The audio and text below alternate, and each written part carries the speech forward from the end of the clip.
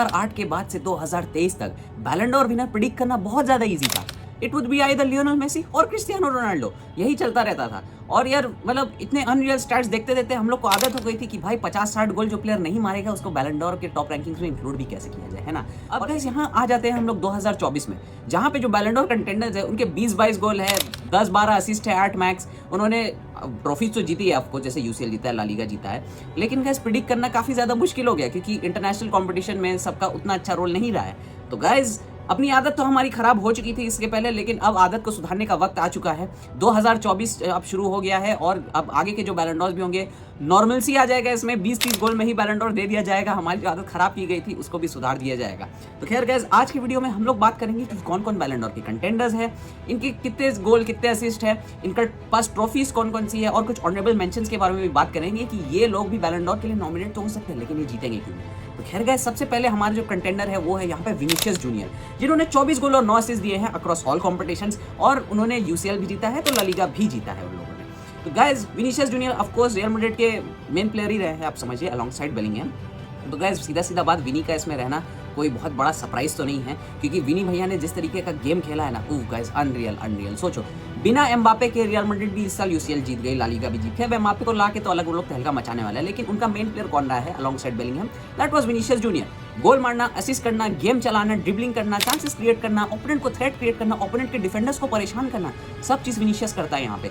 और इस बार 24 गोल और 9 असिस्ट भी है उनके पास। अब गाइस लेकिन विनीशियस का एक बहुत बड़ा इशू रहा है इस सीजन में, उनका परफॉर्मेंस फॉर ब्राजील। अब जब ब्राजील इस बार कोपा अमेरिका खेले तो उनका परफॉर्मेंस बहुत ज्यादा वाहियात था, पूरे ब्राजील टीम का बहुत ज्यादा वाहियात था, अलॉन्ग विद विनीशियस जूनियर। उन्होंने एक आध गोल तो मारा ही होगा, लेकिन guys the way Brazil is playing in the last few years that has been really disappointing, और विनीशियस जूनियर भी उसके विक्टिम बन चुके हैं यहाँ पे। विनीशियस ने भी ब्राजील के लिए कोई बहुत खास नहीं खेला है, जिसकी वजह से उनका बैलन डोर जो कंटेंडेशन है to win the Ballon d'Or वो थोड़ा गड़बड़ यहाँ पे हो सकता है, क्योंकि गाइस बाकी जो प्लेयर्स वो लिस्ट में है उनका लाइक कोपा और यूरोस थोड़ा बेटर गया है। तो यहाँ पे दूसरा प्लेयर जो है जिनके बारे में हमको बात करना है वो है बेलिंगहम। ऑफ कोर्स विनीशियस के ये पार्टनर रहे हैं विद रियल मैड्रिड, यहाँ पे उनका रहा है 23 गोल और 13 असिस्ट और अक्रॉस ऑल कॉम्पिटिशंस, और उन्होंने भी यूसीएल और ला लीगा जीता है लाइक विनीशियस जूनियर। अब बेलिंगहम रियल मैड्रिड के लिए बहुत ज्यादा इंपॉर्टेंट प्लेयर रहेगा, अगर आपको पता होगा, जरूर से आपको पता होगा कि उन्होंने कितने क्रेजी गोल्स मारे हैं, कितने इंपॉर्टेंट मैचेस जिताए यहाँ पे रियल मैड्रिड को। लास्ट मिनट गोल्स मारना, वो शुरू के तरफ वो स्कोरिंग स्ट्रीक कंटिन्यू करना to keep Real Madrid at the top, सबसे इंपॉर्टेंट विनर्स मारना, एल क्लासिको जो दोनों एल क्लासिको हुआ था लीग का, दोनों में विनर मारना। पहला तो एक तो लाइक लॉन्ग रेंज शॉट मार के गोल मारना पहले एल क्लासिको में, उसके बाद फिर विनर मारना। सेकंड एल क्लासिको में 2-2 का ड्रॉ चला था, 93rd मिनट में विनर मारना, that is what Bellingham did. और उसके बाद guys across the UCL, across the La Liga, Bellingham has been one of the best players यहाँ पे। तो यहाँ पे बेलिंगहम का भी कंटेंडेशन बहुत ज्यादा स्ट्रॉन्ग है क्योंकि उनका जो यूरोस का कंपटीशन गया है वो पर्सनली उनके लिए ठीक ठाक गया है, क्योंकि देखो इंग्लैंड ऑल दो यूरोस के फाइनल में पहुंचे, वहां पे स्पेन ने उन्होंने बहुत खराब से पेला, लेकिन गाइस यहाँ पे अगर आप देखेंगे Bellingham was important for England, अगर आप देखेंगे तो, क्योंकि वो स्लोवाकिया के अगेंस्ट वो बाइसिकल किक मारना लास्ट मिनट में, और उसके बाद गाइस एक और गोल मारना, फिर अपार्ट फ्रॉम दैट इधर उधर चांसेस वगैरह क्रिएट करना। Although he did not play what he played in real Madrid, वो उस लेवल का नहीं खेल पाया, लेकिन ठीक है गाइस वहाँ पे यूरोस के फाइनल में जैसे तैसे इंग्लैंड को बचा के ले गए, वहाँ पे पिला गए, अलग बात है। क्योंकि गाइस बेलिंगहम कभी यूसीएल और ला लीगा है, और अगर वो इस बार यूरोस जीत जाते तो 100%, 100 क्या 1000% उनका यहाँ पे बैलन डोर आ जाता। लेकिन वही चीज़ है, फाइनल में स्पेन ने जितनी बुरी तरीके से मारा and Bellingham was missing in the final, ये आपको याद रखना होगा। खैर गाइस द थर्ड प्लेयर जिसके बारे में हम लोग को यहाँ पे बात करना होगा दैट इज रॉड्री। अब गाइस रॉड्री भैया का तो कुछ अलग ही सीन चल रहा है यहाँ पे।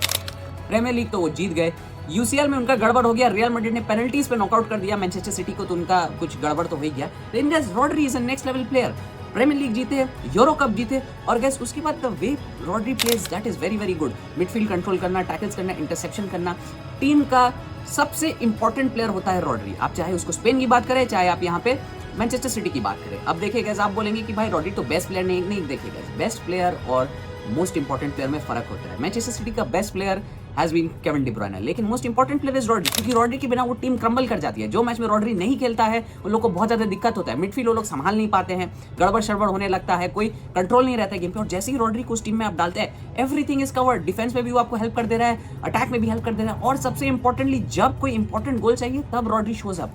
That is what Rodri can do, जिसकी वजह से उनका यूसीएल कंटेंडेशन बहुत ज्यादा स्ट्रॉन्ग हो जाता है। अब यहाँ पे प्रीमियर लीग वो लोग ने एकदम फाड़ फूड़ के जीता है बिल्कुल, और यहाँ पे यूरो कप भी स्पेन के साथ बिल्कुल डोमिनेटिंग वे में उन्होंने जीता है। तो guys Rodri could be a very good contender. लेकिन गाइस अगले जो प्लेयर के बारे में मैं बात करने वाला हूँ गाइस, इन्होंने तो सब कुछ जीत लिया यार। ये अगर डिफेंडर नहीं होते ना, अगर कोई मिडफील्डर या अटैकर होते, इनको तो ला के भाई सब फ्रांस फुटबॉल ला के घर पे इनके बैलन डोर देखे जाता है। इस तरीके का रहा है इनका कुछ कैंपेन इस सीजन का। मैं बात कर रहा हूँ डैनी कार्वाहाल की। अब गैस डैनी कार्वाहाल रियल मैड्रिड के लिए खेले और स्पेन के लिए खेले। रियल मैड्रिड के लिए खेलते वक्त उन्होंने ला लीगा जीता, यूसीएल भी जीता और गैस उसके बाद यहाँ पे यूरोज भी जीत गया। और गैस जो तीनों कंपटीशन थे ला लीगा, यूसीएल और यूरोज, डैनी कार्वाहाल ने जिस तरीके का गेम खेला है ना, दैट हैज बीन अनरियल। एक राइट बैक होते हुए इतना इंपैक्ट डालना गेम पे, दैट हैज बीन अनरियल। वो इतना इंपॉर्टेंट रहा है रियल मैड्रिड के लिए। रियल मैड्रिड सोचो एक इतनी हाई इंटेंसिटी अटैकिंग टीम, वहाँ पे कितना एजेड कार्वाहाल, अब 32-33 का है लेकिन फिर भी मैं उसको एजेड बोला क्योंकि उसको देख के लगता है 40-50 साल का है। एनीवे वहाँ पे कार्वाहाल इतना इंपॉर्टेंट रहा है। जब रियल मैड्रिड को जरूरत पड़ा है उसने सेंटर बैक भी खेला, जब रियल मैड्रिड को जरूरत पड़ा है उसने राइट विंगर भी खेला है, यूसीएल के फाइनल में भी एक इंपॉर्टेंट गोल मारा है गैस। तो Dani Carvajal has been very very important for Real Madrid and for Spain as well. Spain के लिए जब वो खेल रहा था सब अटैकर लोग जो लेफ्ट विंग से आ रहे थे सबको शट डाउन कर दे रहा था, बिल्कुल आराम से शट डाउन कर दे रहा था। Dani Carvajal has been really really important for both the teams यहाँ पे, स्पेन एंड रियल मैड्रिड। इसकी वजह से उनका यूसीएल कंटेंडेशन बहुत ज्यादा स्ट्रॉन्ग हो जाता है। लेकिन गाइस मेन इशू क्या है यहाँ पे कार्वाहाल का, बिकॉज इज अ डिफेंडर। अब गाइस 2006 में लास्ट डिफेंडर फैबियो कैनावारो ने बैलन डोर जीता था, उसके बाद कोई भी डिफेंडर को अभी तक बैलन डोर नहीं मिला है। बीच में बाकी फिर तो मेसी रोनाल्डो ही ज्यादा चला है और काका और मॉड्रिच मिडफील्डर्स है, और भी काका मॉड्रिच थोड़ा अटैकिंग टाइप के मिडफील्डर्स है जिनको मिला, लेकिन अपार्ट फ्रॉम दैट बैलन डोर किसी डिफेंडर को नहीं मिला है। तो ये थोड़ा डाइसी केस है, लेकिन let's see, you never know what can happen. तो गाइस यही मेन 4 कंटेंडर्स है बैलन डोर जीतने के लिए जो मुझे लगता है, और इन्हीं में से डिसाइड होने वाला है। लेकिन अगर आप मुझसे पर्सनली पूछोगे इसमें से कौन जीतेगा, तो गाइस मुझे लगता है इट वुड बी बेलिंगहम। ठीक देखिए रियल मैड्रिड के लिए he was very really important. अब लोग भूल जाते हैं कि भाई सिर्फ 23 गोल मारा है, 13 असिस्ट किया, लेकिन वो कितना इंपॉर्टेंट रहा है यहाँ पे रियल मैड्रिड के लिए, वो अगर आप नोटिस करने लगेंगे ना तब आपको पता चलेगा हाँ भाई Bellingham deserves it to some extent, क्योंकि वो उतना क्लच गोल्स मारना है, इंपॉर्टेंट गोल्स मारना है, टीम को एकदम मतलब लास्ट मिनट गोल चाहिए, that is when Bellingham showed up. चाहे वो आप रियल मैड्रिड की बात करें, चाहे वो आप इंग्लैंड की बात करें यहाँ पे, तो I think most probably Bellingham को बैलन डोर मिल सकता है। और भी अच्छे अच्छे गाइस प्लेयर्स रहे हैं, जैसे हालैंड है, एम्बापे है, लौटारो है, डी ब्रुयना है, फोडेन है, इन सब का कुछ ना कुछ गड़बड़ है। जैसे अगर आप हालैंड की बात करेंगे तो हाँ प्रीमियर लीग में बहुत अच्छा खेला, लेकिन यूसीएल में जब इंपॉर्टेंट मैचेस है, क्लच मैचेस है, तो हालैंड का परफॉर्मेंस थोड़ा डाउन हो गया।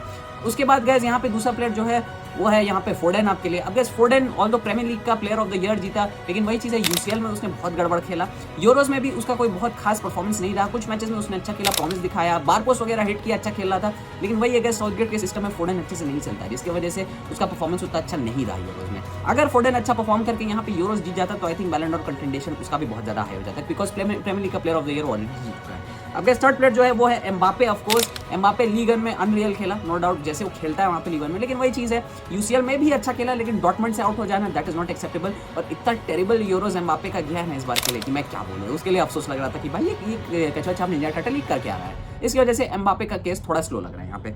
बाकी गैस लौटारो का वही है, यहाँ पे उसने सेरी आ जीता, लेकिन वहाँ पे भी गैस वही चीज़ है। अब जब आप प्लेयर्स को कंपेयर करेंगे जिन्होंने ला लीगा जीता है, यूसीएल जीता है, तब लौटारो का कंपैरिजन थोड़ा डाउन हो जाता है। ऑल्दो लौटारो ने कोपा अमेरिका में भी बहुत अच्छा परफॉर्म किया, यहाँ पे टॉप स्कोरर रहे, फाइनल में गोल मारा, इंपॉर्टेंट गोल्स मारे, लेकिन फिर भी guys I think Lautaro won't be considered that much. बाकी प्लेयर्स जो है वो गाइस एक तो केडीबी ही बचा है यहाँ पे, अब जो अपना वहाँ पे यूसीएल और प्रीमियर लीग में अनरियल खेला। केडीबी जैसे खेलता है, best player for Manchester city mostly रहता है हर टाइम, गोल मारना, असिस्ट करना, क्लच गोल मारना, लेकिन वही चीज़ है गाइस यूसीएल में कुछ बहुत ज़्यादा कमाल नहीं हो पाया मैनचेस्टर सिटी का।